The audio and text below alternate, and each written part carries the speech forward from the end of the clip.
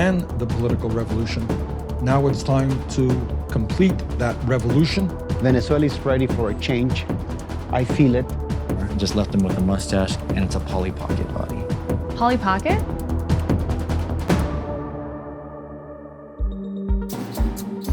A majority having voted in the affirmative, the motion to postpone indefinitely. House will be in order. West Virginia public school teachers celebrated while on strike today after House delegates killed a bill that would have allowed for the state's first charter schools. The legislation would also have put some taxpayer money toward education savings accounts that parents can use for online or private school tuition. The union says the bill was created without their input, as retaliation for last year's walkout. Ukraine is committed to joining NATO and the European Union, with President Petro Poroshenko signing an amendment today to the country's constitution. Poroshenko says Ukraine's status as a free agent in the region has encouraged Russian aggression, and he wants to apply for EU membership by 2023. European Council President Donald Tusk told the country's parliament that Ukraine can count on Europe for support.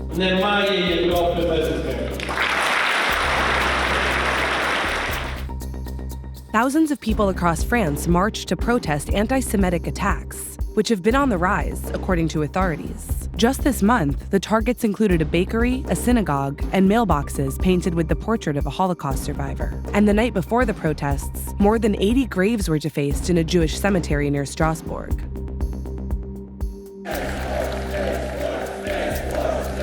Space Force.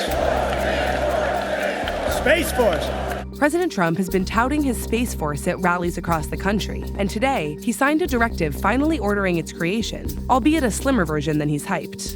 We are going to have the Air Force and we are going to have the Space Force, separate but equal. Instead of its own department, Space Force will be a branch of the U.S. Air Force. And while the Air Force has estimated it would cost $13 billion over 5 years, senior officials say Trump wants to get the ball rolling with just $100 million.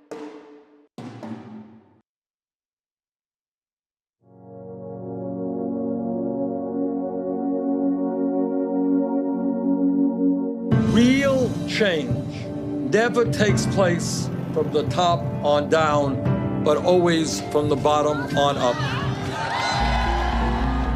Bernie Sanders is running for president again. He made the announcement this morning promising bold policy ideas that will empower everyday Americans to challenge the wealthy and powerful.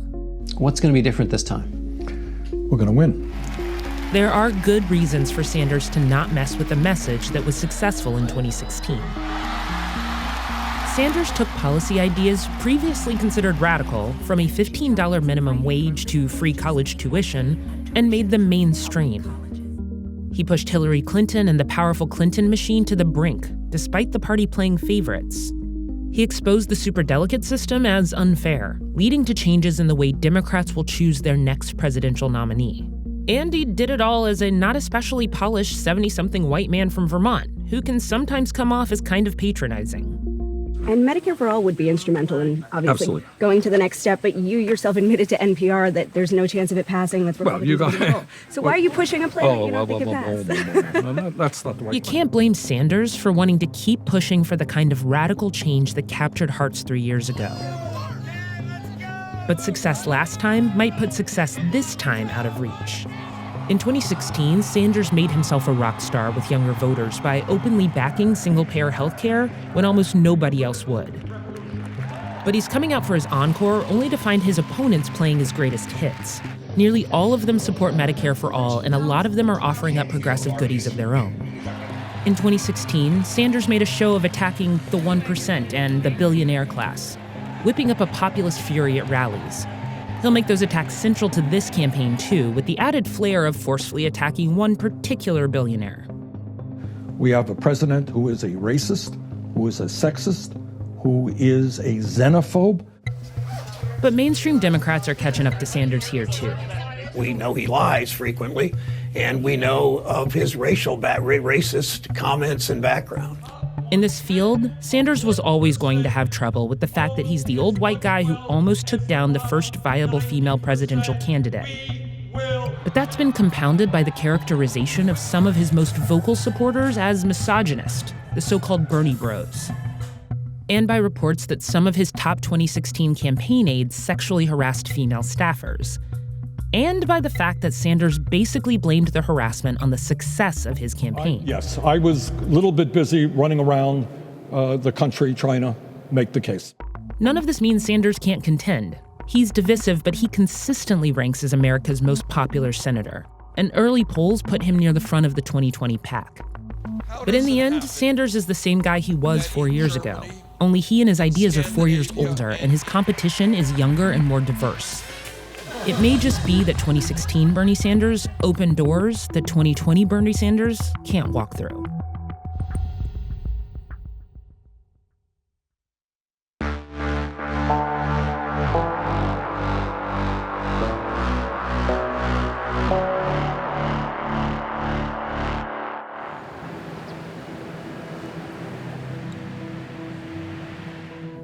Carlos Vecchio is the US representative of Venezuela's self-declared interim president Juan Guaidó, who is challenging Nicolas Maduro for power. I have here for almost 5 years in exile. So after spending more than 100 days in hiding in Venezuela, I decided to leave my country for political reasons. And since then, I started, this international campaign in order to denounce what was happening in Venezuela.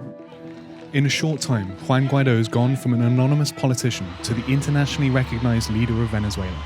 Guaidó's rise has been the result of years of work behind the scenes. In Venezuela, one key figure has been opposition leader Leopoldo López. He's been a political prisoner since 2014, but Vecchio says López is closely involved. Have you spoken to him recently? Oh, yes, today. I did it today. Yeah, we had a great meeting. So he's kind of been pulling some of the strings. Oh, yes. With that? Yes, absolutely. He's the main leader, without any doubt. And he's working together with us, with Juan Guaidó, and with the rest of the political parties inside of the opposition to crush what we are doing right now. While the opposition to Maduro has grown in Venezuela, Vecchio's job has been to lobby support for Guaidó in the US. Those efforts came to a head on Monday when President Trump, who officially recognized Guaidó as president last month, invited him to speak via video conference at a rally.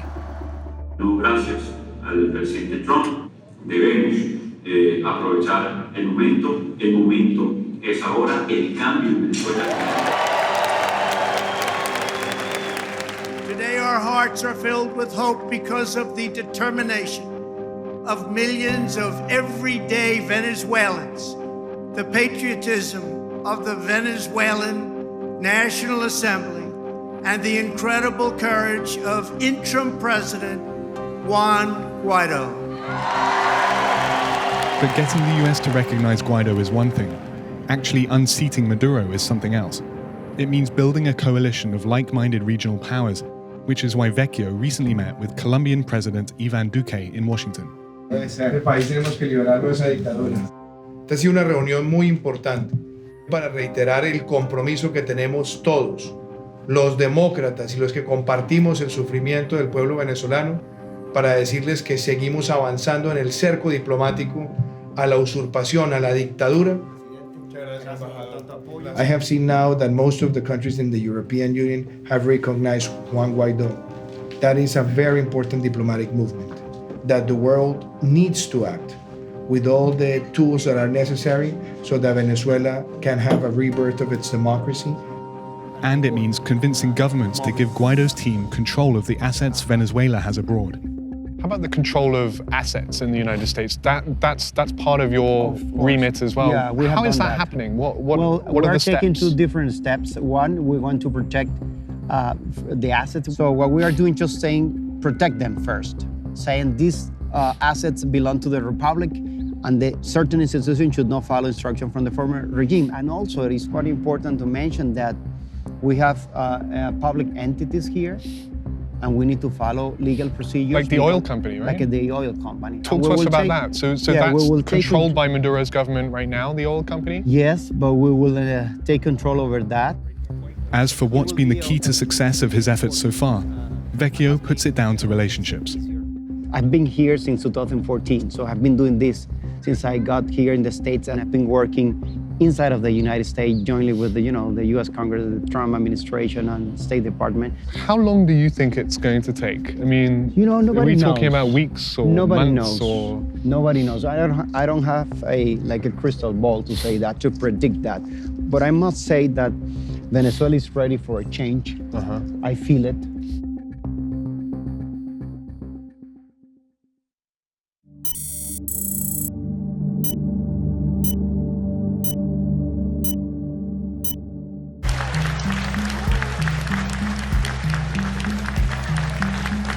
A delegation sent by China's President Xi Jinping is in Washington today, trying to negotiate an end to the trade war.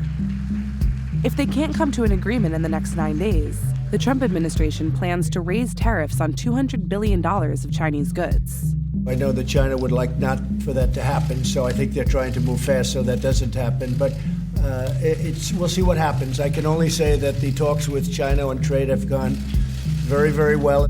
Talks this week will focus on complaints that Beijing steals American technology.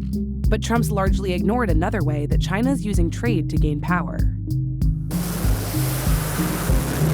China has quickly grown and modernized its military.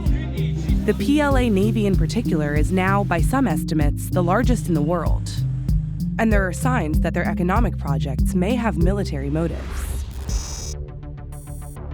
In 2013, Xi launched his signature overseas policy, the Belt and Road Initiative. He says its goal is to open up the same Silk Road trade routes that once connected China to Europe, Africa, and Asia. We found that 6 of the Belt and Road Initiative countries are countries that have benefited from debt relief the last time there was a major global debt relief package. And now they are borrowing from China. And another 26 or 27 of those countries are countries that essentially have a junk bond rating. So we have to be concerned about the ability of these countries to manage the debt that China is saddling them with. Since 2013, China's lent or invested more than $1 trillion abroad, much of it for port infrastructure. But most of that lending comes with conditions, and when another country can't pay, China takes advantage of its upper hand. In Sri Lanka, a Chinese company built a port. When the government couldn't pay it back, China got a 99-year lease on it, along with surrounding land. If you're the largest investor in the port, and you have a management contract to run the place, you get a visit request from the PLA Navy saying, I'd like to call on your port for 5 days. It's very hard for country X to say no. These ports lay the groundwork for future military infrastructure. The port of Hambantota, nobody goes to. It is ideally located right along that sea lane between the Straits of Hormuz from the Persian Gulf all the way to the Straits of Malacca. And so it's in a perfect location if, in the future, China was concerned about its sea lanes. You could put 2 or 3 destroyers there, a small squadron, to act as an escort.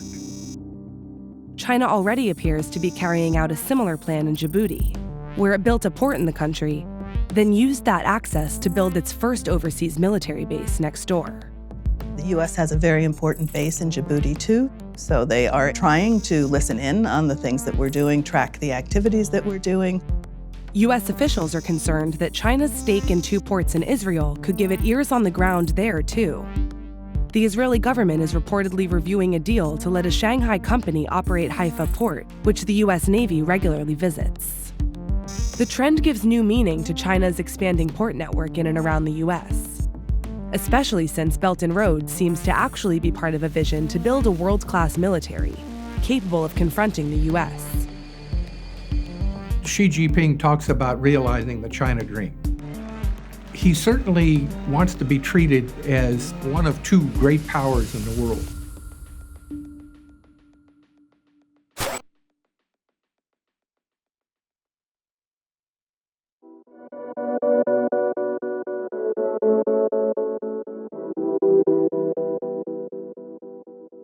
The minute you think the past was better, your present is secondhand and yourself become vintage. It's okay for clothes, it's not that great for people.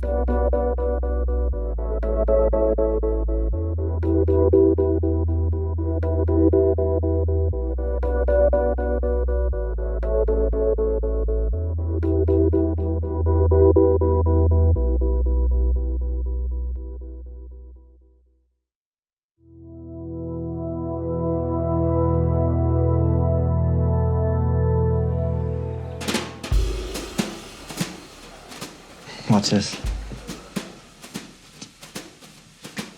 I can put that in there. I bought this one to make something different out of it.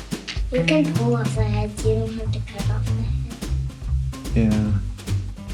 Dano Brown is a 36-year-old warehouse worker from Victorville, California. Over the past 3 years, he's made a name for himself online, selling unlicensed action figures of cult classic movies and internet memes that he makes out of old G.I. Joes and trashed Happy Meal toys. He's part of a growing community of bootleg toymakers, artists who make action figures of people and characters that don't typically get the official merch treatment. This one is just a really weird NASCAR toy where the guy's face just looks really weird, and I just always thought it looked like Steve Buscemi. So then I just decided to give him some new clothes and give him some lipstick. Every once in a while I get an idea just looking through parts in between other projects, and I just saw the head. It's actually Walter White. I just painted so you can't see his goatee anymore. Just left him with a mustache, and it's a Polly Pocket body. Polly Pocket? Yeah, not the little Polly Pockets, the bigger size ones that you could dress up. Wow. Yeah. I really just wanted some stuff to hang up in my shed, in my game room with all my other stuff. And I found a guy named Dan, Death by Toys, who made bootleg Nintendo toys. And I bought some, and when I got them, I got really inspired, and I thought maybe I could make them. And luckily, he was nice enough to give me the basics on how to get started, and I made a bunch of stuff that nobody will ever see, that's just Frankenstein pieces, and eventually started making stuff that I liked. And I was just making it for myself to hang up. Have you ever gotten in trouble for using someone else's image for this? No, I've never gotten in trouble. I did have this guy, this Bob Ross, listed on eBay recently, and eBay pulled the auction and said that they were asked to by the Bob Ross company. So I didn't get in trouble, but they just told me to stop. And since I do typically only make one of each piece, my thinking on it is if somebody asks me not to sell it, either it's already sold and I can't do anything about it, or I'm only losing out on maybe a day's work. It's not that big a deal. So are you looking for anything specific today? Today, not really, no. I'm just trying to get out of the house and just trying to fill up my boxes full of more parts. Okay. I mostly look for scale, like the old Star Wars toys, 3 3/4 inches, the old G.I. Joe. Like even something like this looks nothing like a G.I. Joe, but I could maybe use, her hands or something. I don't really discriminate. If they give me a good deal on a bunch, then I'll just buy a bunch, and a lot of it will never get used. How much for these? $2. Thank you. How much for this guy? They're 2 for $5. 2 for $5? I'll take these two, please. I hate when I end up regretting not getting something. So I would rather just waste money on crap that I end up not using than be at home wishing that I would have bought it. 7.